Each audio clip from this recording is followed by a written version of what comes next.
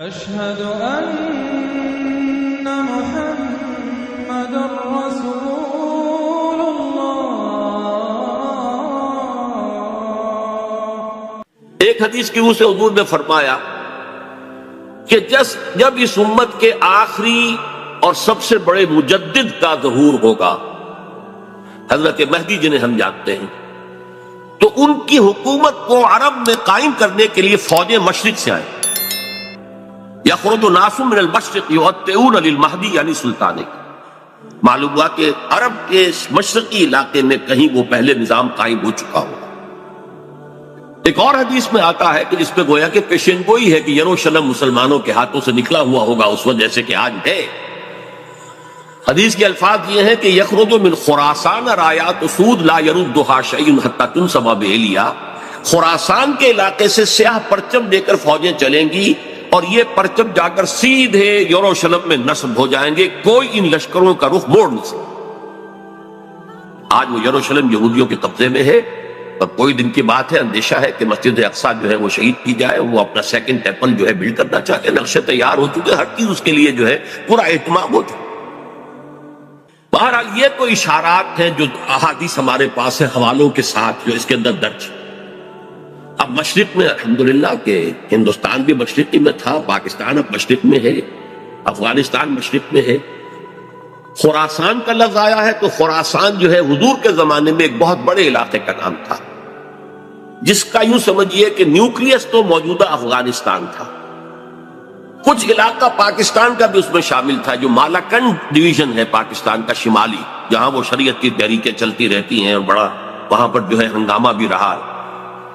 اور یہ تھوڑا سا علاقہ ایران کا بھی شامل تھا، جو اب بھی خراسان کے پروونس کی حیثیت سے وہ جانا جاتا ہے۔ اور پھر یہ کہ یہ ترکی ریاستیں بھی اس کے اندر شامل تھی، یہ خراسان، اس کے بارے میں فرمایا کہ وہاں سے فوجیں جائیں۔ اس کے علاوہ ایک حدیث کوئی ہے کہ جس کا حوالہ مجھے نہیں مل سکا، لیکن یہ کہ علامہ اقبال نے چونکہ اس کا اشارہ کیا ہے کہ میرے وطن کو آئی ٹھنڈی ہوا جہاں سے، میرا وطن وہی ہے، میرا وطن وہی۔ جبکہ وہ ہندوستان کا جو ہے راگ الاپ رہے تھے، اس کو بھی کہا میرے عرب کو آئی ٹھنڈی ہوا جہاں سے۔ میں نے بعض عربوں سے وہاں میرا چونکہ ملاقات کا موقع ملتا ہے امریکہ وغیرہ میں، تو ہر ملک سے جو ہے لوگ آئے ہوئے ہیں، وہ کہتے ہیں ایسی حدیث کہ حضور نے فرمایا تھا مجھے ہندوستان کی طرف سے ٹھنڈی ہوا آ رہی۔ بہرحال لیکن اس کا چونکہ حوالہ نہیں ملا ہے تو میں نے صرف یہ کہ علامہ اقبال کے شعر کے حوالے سے تو معلوم ہوتا ہے کہ اس مشرقی خطے کے اندر وہ نظام پہلے قائم ہوگا اور پھر یہاں سے وہ پھیلے گا۔ چنانچہ ایک اور تیسری حدیث سے میں آپ کو مل جائے گی، حضور نے فرمایا میری امت کے دو لشکر وہ ہیں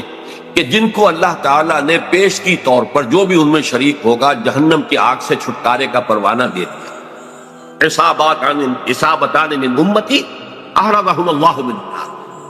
ایک وہ ہوگا جو ہندوستان پر حملہ آور ہوگا، دوسرا وہ ہوگا کہ جو دجال کے ساتھ جنگ کرنے کے لیے حضرت مسیح کے پاس پہنچے گا، حضرت مسیح کے ساتھ دینے کے لیے۔ اب اس سے بھی گمان یہی ہوتا کہ یہی خراسان کا علاقہ، یہ افغانستان، اس کے ساتھ ملحق پاکستان، یہاں سے ظاہر بات ہے کہ پھر ہمیں ہندوستان کو بھی فتح کرنا ہوگا، یہ دارالاسلام رہا ہے۔ تو گویا کہ ایک حدیث میں دو لشکروں کا ذکر جمع کرنا جو ہے اشارہ کر رہا ہے کہ یہ اس دور سے متعلق ہے، ورنہ یہ کہ ہندوستان پر تو بہت سے لشکر آئے ہیں، محمود غزنوی بھی آئے ہیں، ان کے حملے ہوئے ہیں، محمد غوری بھی آئے ہیں، سب سے پہلے محمد ابن قاسم آئے ہیں، تو یہ تو بہت لوگ آئے ہیں۔ لیکن یہ کہ اصل میں ایک حدیث میں دو کا جمع ہونا جو ہے وہ ادھر اشارہ کرتا ہے کہ یہ اس وقت جب ایک نیوکلیس بن چکے گا خلافت اللہ منہاج النبوہ کا،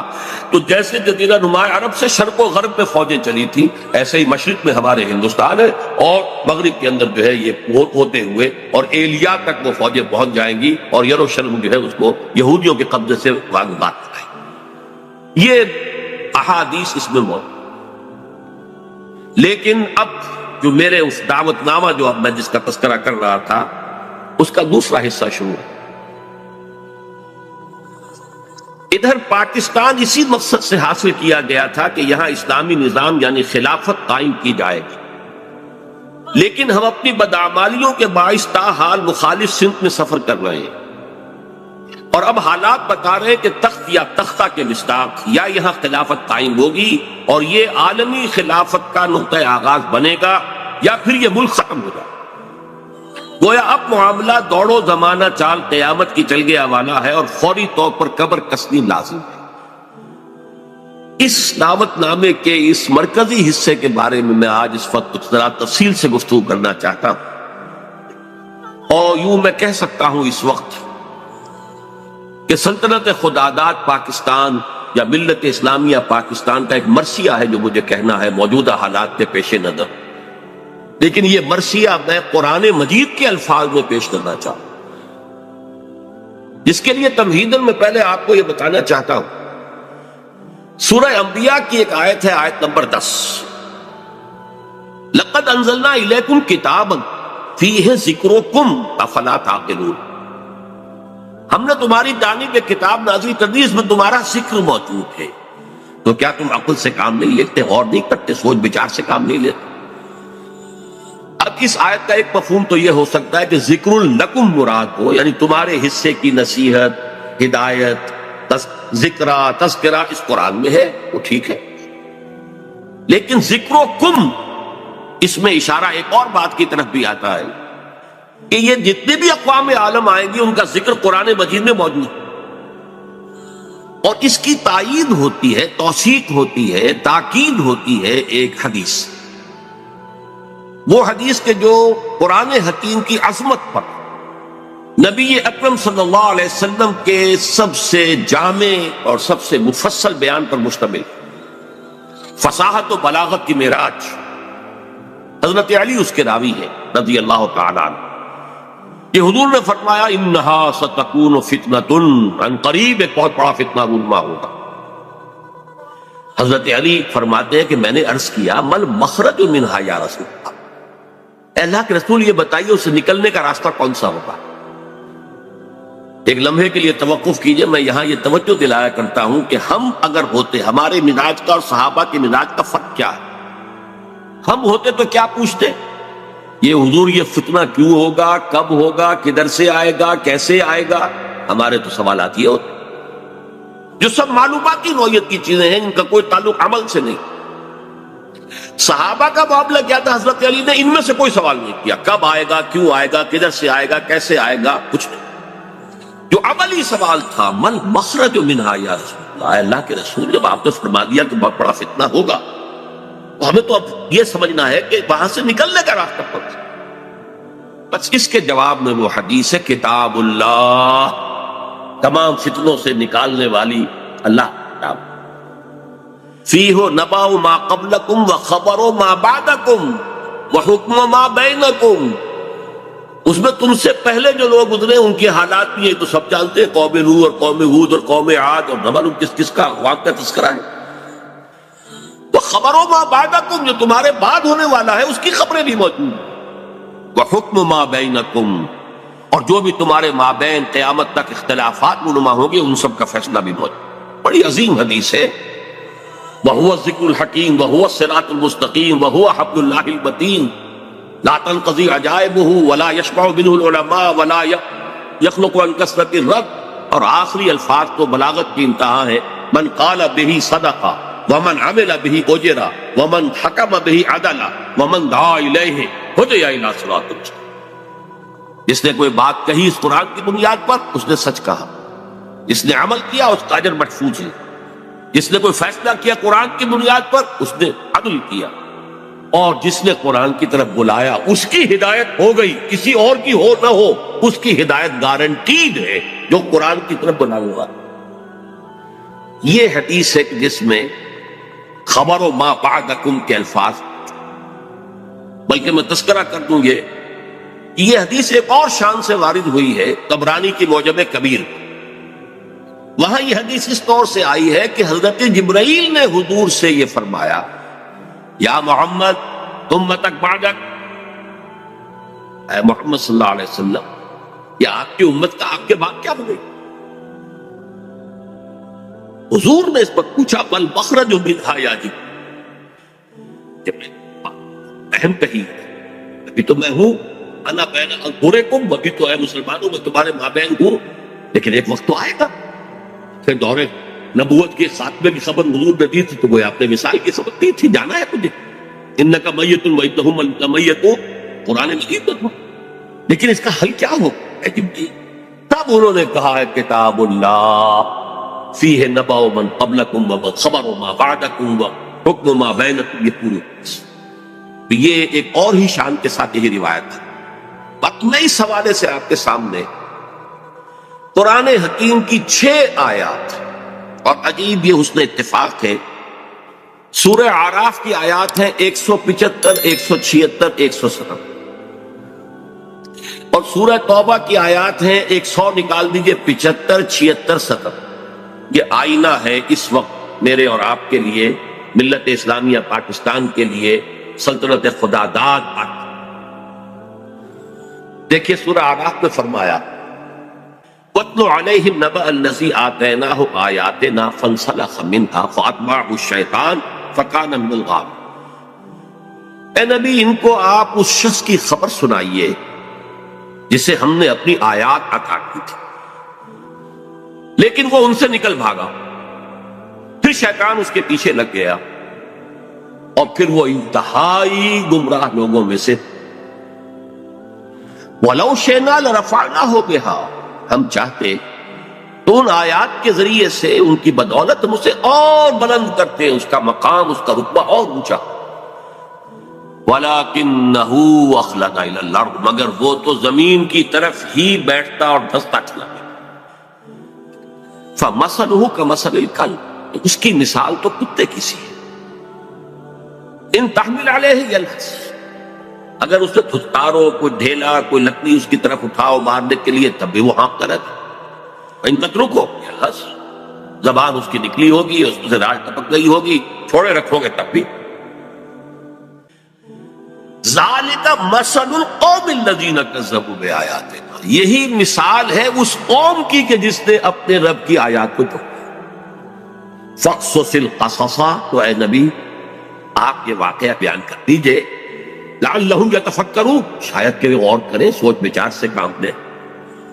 ساء مثلا القوم الذین کذبوا بآیات اللہ، بری ہے مثال اس قوم کی جس نے اللہ کی آیات کو جھٹلایا۔ وانفسہم کانوا یظلمون، اور وہ اپنے اوپر خود ظلم کرنے والے۔ اب میں اس کی زیادہ تفصیلی تفاصیل میں نہیں جاؤں گا، اگرچہ ایک رائے یہ بھی ظاہر کی گئی ہے کہ یہ کسی شخص معین کا تذکرہ نہیں ہے، بلکہ یہ ایک مثال ہے بتا دے رہا، لیکن یہ بات صحیح نہیں ہے۔ وَاتْلُ عَلَيْهِمْ نَبَأَ وَاضْرِبْ لَهُمْ مَثَلًا سے بات ہوتی تو اس کا امتحان تھا، یہاں تو خبر سنا دیجئے اے نبی اس کی خبر۔ اور اس میں حضرت عبداللہ ابن عباس رضی اللہ تعالی عنہما سے کئی جو ہے اقوال بھی ہے کہ یہ شخص بلعام بن باعورہ تھا۔ تو جو کتاب گنتی ہے نمبرز تورات کی، اس میں شخص کا ذکر ہوا، یہ کنعانی تھا، بعض لوگوں کے نزدیک اسرائیلی تھا، لیکن بہت عابد و زاہد، بہت اونچے مقام، صاحب کرامت بزرگ جسے کہا۔ الذی آتیناہ آیاتنا سے مراد یہاں پر کچھ لوگوں نے لیا ہے کہ علم کتاب اسے دی گئی تھی، وہ بات میرے نزدیک صحیح نہیں ہے، بلکہ آیات کہا گیا معجزات کو بھی، جس طرح اللہ اپنے انبیاء کو آیات، ہم نے آیات بینات دے کر رسولوں کو بھیجا، ایسے ہی ہے کہ کوئی بہت عابد زاہد کوئی ہو، عابد مرتاز اور زاہد مرتاز، تو اللہ تعالیٰ اسے کرامتیں عطا کرے، بالکل شک نہیں۔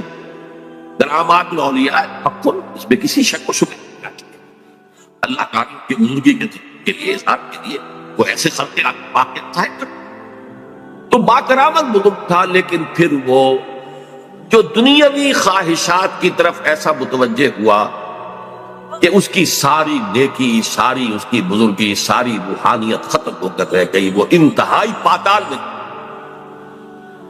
بعض مفسرین نے حضور کے دور کے 2 اشخاص کا ذکر بھی کیا ہے۔ امیہ ابن ابی صلت ایک بہت بڑا شاعر تھا کہ جس کی اشعار میں توحید رچی بسی ہوئی، توقع یہ تھی کہ تو حضور کا سب سے بڑا جو ہے وہ سپورٹر بن جائے گا، لیکن نہیں، مخالف ہو گئے۔ اسی طریقے سے ابو عامر راہب تھا، جیسے ورقہ ابن نوفل مکے میں تھے، تو وہ جا کر جو ہے وہ شام میں انہوں نے عیسائیت اختیار کی، اور وہ بہت بڑے عالم تھے، کان یکتب التوراۃ بالعبرانیہ۔ اسی طرح یہ ابو عامر خزرجی تھا، اور یہ بھی عیسائی ہو گیا تھا، شام میں رہا، اور پھر یہ بہت بڑا زاہد اور عابد اور عالم شخص تھا، لیکن یہی بدترین دشمن ہو گیا محمد رسول اللہ کا، جبکہ ورقہ ابن نوفل نے جو ہے حضور کی تصدیق کی تھی، جب حضرت خدیجہ رضی اللہ تعالی عنہا لے کر گئی تھی حضور کو ان کے پاس۔ بہرحال میرے نزدیک یہ بلعام بن باعورہ ہی کا تذکرہ ہے جو ہو رہا ہے کہ وہ بہت با کرامات بزرگ تھا، لیکن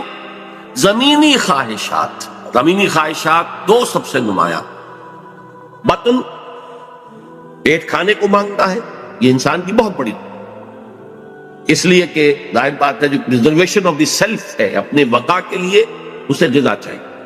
لیکن اس کے ساتھ چٹخارا بھی لگا ہوا ہے، یہ اس کے ساتھ اضافی شے ہے۔ اور دوسری ہے جنسی خواہش، شہوت، پریزرویشن آف دی اسپیشیز، اپنی نسل کو برقرار رکھنے کے لیے۔ یہ دونوں جو ہیں حرصیں انسان کے اندر جب یہ اعتدال سے بڑھتی ہیں تو تباہی کا ذریعہ۔ لیکن یہاں نوٹ کیجئے کہ ایک شخص جسے اللہ نے اپنی آیات عطا کی، صاحب کرامت بزرگ تھا، لیکن وہ اس سے نکل بھاگا، اور یہاں فرمایا پھر شیطان اس کے پیچھے لگ، اور یہ بہت اہم نکتہ ہے، یعنی اولاً نہیں شیطان کے اغوا سے کوئی شخص جو ہے وہ گمراہ ہوا کرتا۔ قرآن مجید میں صاف یہ بات آئی ہوئی ہے، ان عبادی لیس لک علیہم سلطان، دیکھو تمہیں ہم مہلت تو دے رہے ہیں، قیامت تک کے لیے تمہاری زندگی طویل ہوگی، اور تم ہمارے بندوں کو جس طرح چاہو گمراہ کرنے کی کوشش کرنا، لیکن تمہیں اختیار کوئی حاصل نہیں ہو، اختیار اسے حاصل نہیں۔ تو جو شخص خود اپنی جو ہے داخلی غلط تقاضوں کے تحت غلط راستہ اختیار کرتا ہے، پھر شیطان اس کے پیچھے لگ جاتا، فَأَتْبَعَهُ الشَّيْطَانُ، تو شیطان اس کے پیچھے لگ گیا، فَكَانَ مِنَ الْغَاوِينَ، پھر وہ ہمارے ہاں جو کولوکیل لینگویج میں پھر برے کو گھر تک پہنچا کر رہتا ہے، وہ پھر آخری درجے تک پہنچا کر ہی وہ بس کرتا ہے، تو اس درجے تک بلعام بن باعورہ پہنچ گیا۔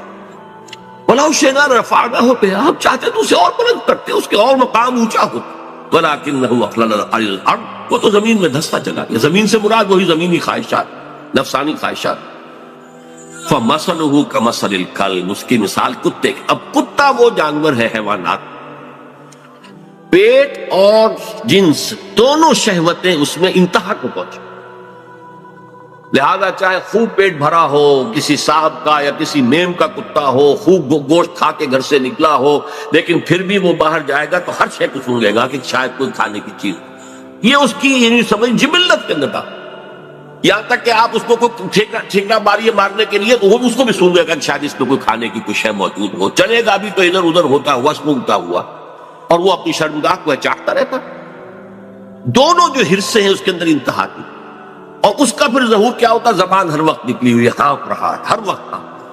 پیٹ بھرا ہو تب بھی ہانپ رہا ہے، اور پیٹ خالی ہو تب بھی ہانپ رہا ہے، تھکا ہوا تب بھی ہانپ رہا ہے، کھڑا ہوا تب بھی ہانپ رہا ہے، زبان نکلی ہوئی ہے اور اس کے اندر سے راڑ۔ یہ مثال دی ہے جیسے قرآن مجید میں گدھے کی مثال بھی آئی، مثل الذین حملوا التوراۃ ثم لم یحملوها کمثل الحمار یحمل اسفارا، مثال اس قوم کی جس کو ہم نے تورات عطا کی تھی، حامل تورات بنائی گئی تھی، وہ قوم پھر اس نے اس کا حق ادا نہیں کیا، اس گدھے کی سی مثال ہے جس پر کتابوں کا بوجھ لگا ہو، ایسے یہ گدھے کی مثال دی گئی ہے۔ اس کے بعد فرمایا ذالک مثل القوم الذین کفروا، یہ صرف ایک فرد کا معاملہ نہیں، پوری قومیں بھی اس تمثیل پر پوری اترتی ہے، اور اسی ڈسکرپشن کے اوپر وہ پوری اترتی ہے۔ کذبوا بآیاتنا، جو ہماری نشانیوں کو جھٹلا دے، فقصص القصص، تو اے نبی آپ یہ قصہ سنا دیجئے، لعلہم یتفکرون، شاید کہ غور کریں۔ آج میں آپ کو قصہ سنا رہا ہوں پاکستان کا، کس طور سے ان آیات پر منطبق ہو رہا ہے، شاید کہ آپ غور کریں، سوچیں، شاید کہ آپ کے اندر کوئی امنگ پیدا ہو جائے کسی عمل کی، جد و جہد کی۔ سا مثلا القوم الذین کذبوا بآیاتنا، آخری آیت بری مثال ہے اس قوم کی جس نے ہماری آیات کو جھٹلایا، وَكَانُوا أَنفُسَهُمْ يَظْلِمُونَ، وہ اپنے اوپر ظلم کرتے رہے، ظاہر بات ہے ہمارا کسی نے کیا بگاڑا۔ اب اندازہ کیجئے پاکستان وہ ملک ہے اس روئے ارضی پر جو بہت بڑی اللہ کی نشانیوں کے ساتھ وجود میں آیا۔ سب سے پہلی نشانی 27ویں رمضان کو اس کا قیام عمل ہے، اور جو بہترین رات ہو سکتی، فیہا یفرق کل امر حکیم، جس میں کہ تمام جو بھی اللہ تعالیٰ کے پختہ فیصلے ہیں وہ کیے جائیں۔ پاکستان 27ویں شب رمضان مبارک کی، اس میں اس کا وجود۔ پھر غور کیجیے کیسے قائم، کوئی امید کچھ عرصے پہلے بھی نہیں تھی کسی کو کہ پاکستان قائم، عام طور پر سمجھا گیا تھا یہ مسلم لیگ نے بارگیننگ کے لیے اتنی بڑی بات کرنی ہے، وہ لے دے کر معاملہ ہو جائے گا۔ اور سب سے بڑی بات یہ کہ خود 1 سال پہلے Quaid Azam cabinet mission plan کو تسلیم کر چکے۔ اس کا کیا مطلب تھا کہ کم سے کم 10 سال کے لیے ایک آزاد پاکستان کا وجود مؤثر ہو گیا۔ نظری طور پر 10 سال کے بعد امکان تھا، لیکن ایک مرتبہ مرکزی حکومت ایک وحدت کے ساتھ اگر وجود میں آ جاتی تو پنڈت نہرو نے جو کہا تھا سچ تو وہی تھا، نکل جاتی ہے جس کی منہ سے سچی بات مستی میں، اس نے وہ سچ کہہ دیا، جس کی وجہ سے پھر قائد اعظم نے جو تسلیم کر لیا تھا کیبنٹ مشن پلان کو، پھر اس سے آپ نے رجوع کیا کہ اس نے کہہ دیا تھا ایک دفعہ بن جائے پھر کون کسی کو علیحدہ عہدے دیتا ہے۔ اس پر پھر قائد اعظم نے پسپائی نہ، اگر وہ خاموش رہتا تو کم سے کم 10 سال تک کوئی امکان نہیں تھا، اور اس 10 سال میں ہندو قوم نے کیا کرنا تھا اس کا تصور۔ پھر سوچئے پاکستان قائم ہوا،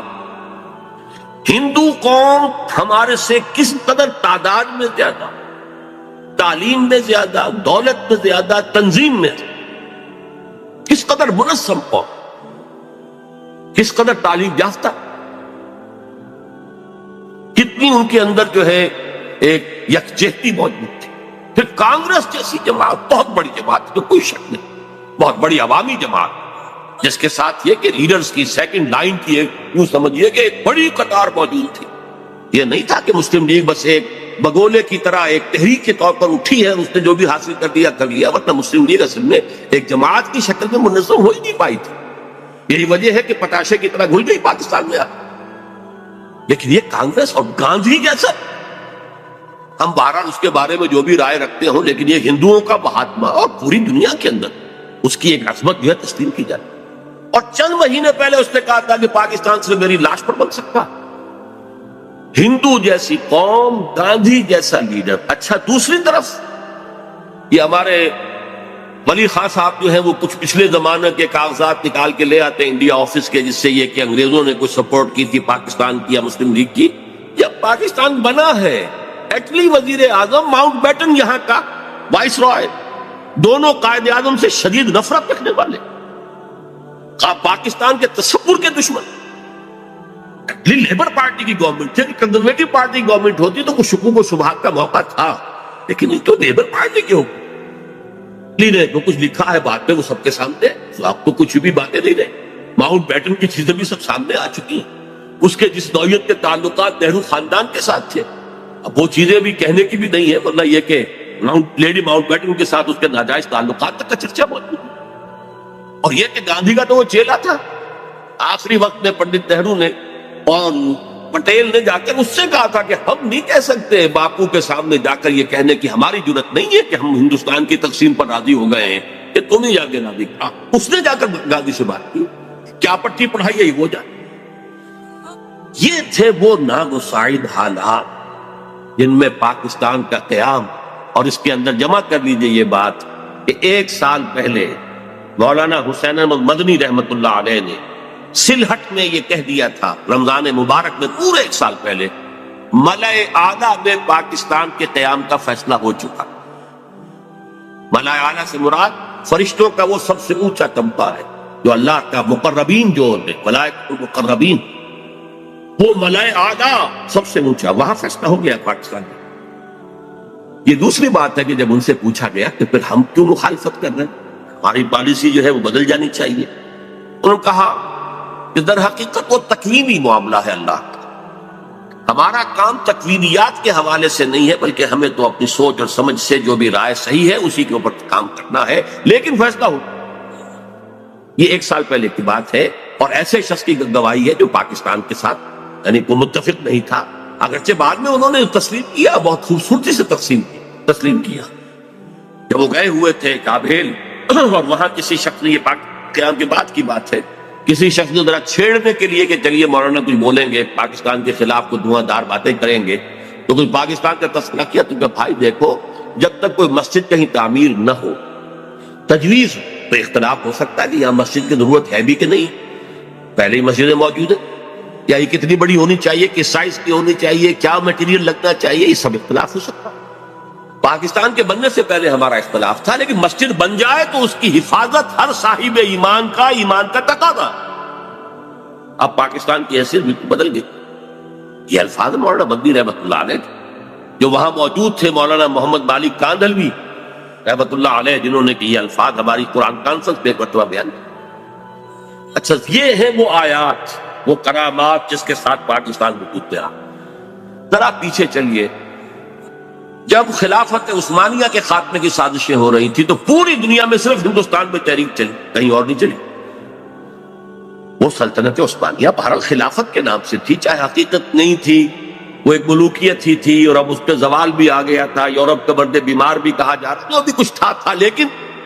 عظمت اسلامی کا ایک سمبل، ایک نشانی تھی، اس کے خلاف سازشیں ہو رہی تھی، اور اس وقت تحریک چلی، صرف ہندوستان میں کہیں بھی نہیں چلی، پوری دنیا میں کہیں بھی نہیں، بلکہ عربوں نے تو بغاوت کی ترکوں کے خلاف، اور اصل میں تو انہی کی بغاوت کے نتیجے میں یہ سارا معاملہ ختم ہوا۔ لیکن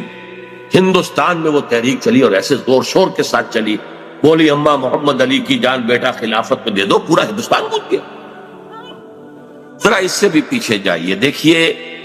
ختم نبوت کے بعد سب سے بڑا منصب مجددین امت ہے، کہ جو سنن ابی داؤد کی روایت کے روح سے ان اللہ یبعث فی هذه الامة على راس كل 100 عام من یجدد لها دینها، یقیناً اللہ اس امت میں ہر صدی میں ایسے لوگوں کو اٹھاتا رہے گا جو دین کو تازہ کرتے